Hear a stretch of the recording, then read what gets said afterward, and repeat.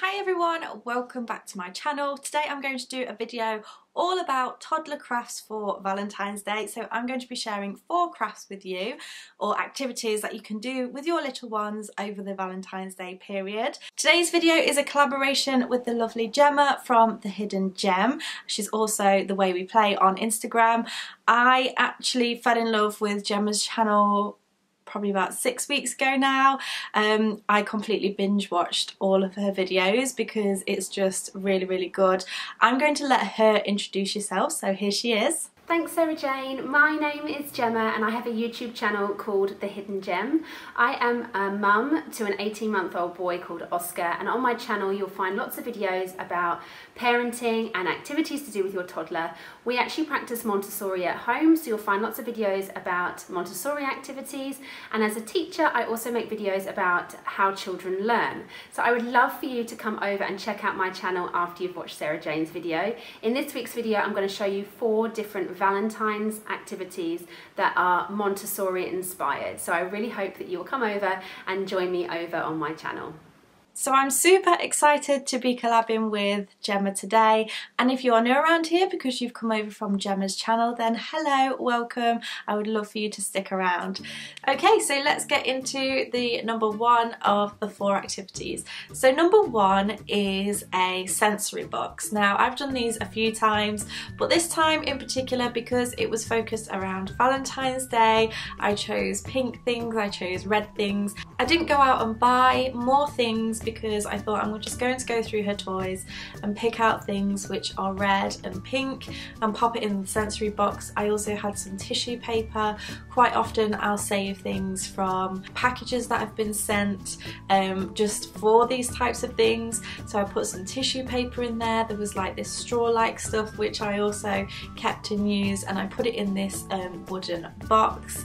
And she really enjoyed just kind of opening the lid and going through things and pulling things out. Feeling the straw stuff that was in there, rummaging on the tissue paper. So the idea is just to let their senses go wild basically, so they can pull things out, they can rummage for things, they can discover things. So yeah, the first one is a sensory box, and I think the fun thing with this is that you can interpret it in whichever way you want and adapt it to your child and what their needs are. So number 2 is a jelly dig. Now what you want to do for this is get some trays, so disposable trays. I picked up mine from Asda because I know they weren't going to break and they were just nice and easy to use.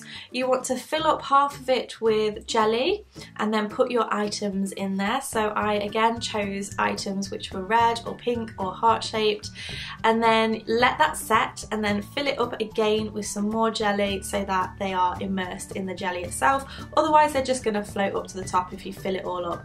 Believe me, I learned that the hard way. So you let that set and then you just basically let them explore it. Now I've always been slightly scared of messy play because Ella puts everything, like literally everything, in her mouth, and I've always been scared that she's just going to eat everything that I give to her. So with jelly I really didn't care that much. She was allowed to eat it.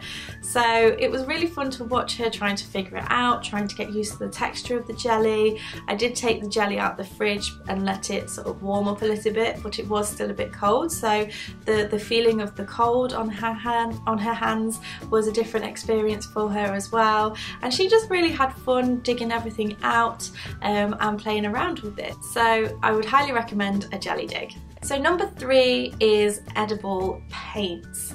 Now I have just said that with everything I'm always a bit worried that Ella's going to put things in her mouth.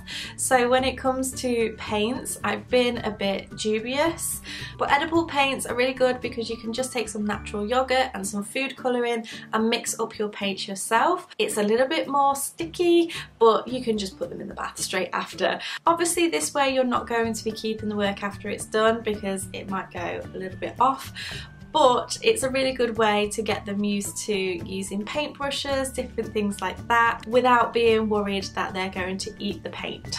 Now number 3 is a handmade Valentine's card. So what we did this year is took Ella's hand and dipped it into red paint and printed that onto a piece of card, turned it upside down, made it into a strawberry, which I think is quite apt because my surname is Fragola and that means strawberry in Italian. So we turned it into a strawberry and we put "I love you very much," and that is going to be her daddy's Valentine's Day card this year, which I thought was a really sweet idea. But if you go on Pinterest, there's loads of different ideas like what you can do with like hand and footprints for Valentine's Day.